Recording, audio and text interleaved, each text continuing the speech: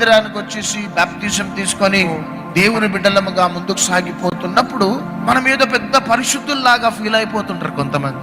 ఎవరితో మాట్లాడరు, ఎవరిని పలకరించరు, ఎవరైనా పలకరిస్తే కూడా అంటారు ప్రేమగా మాట్లాడరు. అరే ఏమైందిరా, నిన్నటి దాకా బాగున్నావు అంట తల్లి.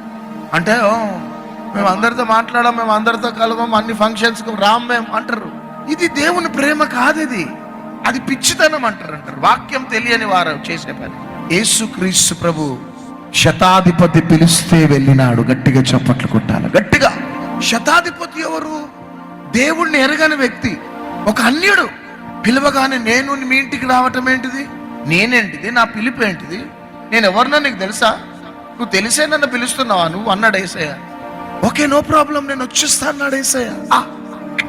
కానాలో ఒక విందు అవుతుంది. విందులో అందరూ అక్కడ పరిశుద్ధులు వచ్చి కూర్చున్నారా? అందరూ పరిశుద్ధులు, ఎవరితో మాట్లాడని వారు వచ్చి కూర్చున్నారు. అందరు కూర్చున్నారు అండి కానా విందులో.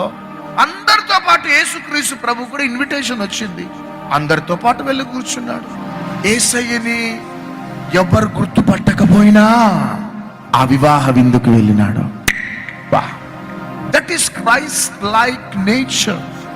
అది క్రీస్తు స్వభావం. అది దేవుని వాక్యములు సెలవిస్తుంది.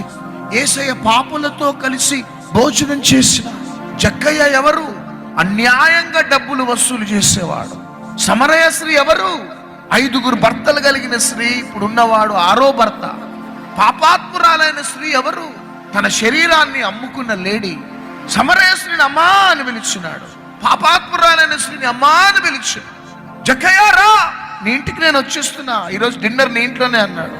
యేసయ్యని అంతగా తగ్గించుకొని అంతగా ప్రేమతో ప్రజలని ఆకర్షించుకున్నాడే. నువ్వు దేవుని కంటే గొప్పవాడు అయిపోయినావా? నువ్వు దేవుని కంటే పరిశుద్ధుడు అయిపోయినావా? అసలు మాట్లాడరు, పలకరించరు, ఏం చాదస్తమో అర్థం కాదు. కానీ మీకు నేను ఒకటే నేర్పిస్తున్నా, ఈ మందిరానికి వస్తూ వాక్యంలో ఎదుగుతున్నవారు మనం అందరిని ప్రేమించాలి.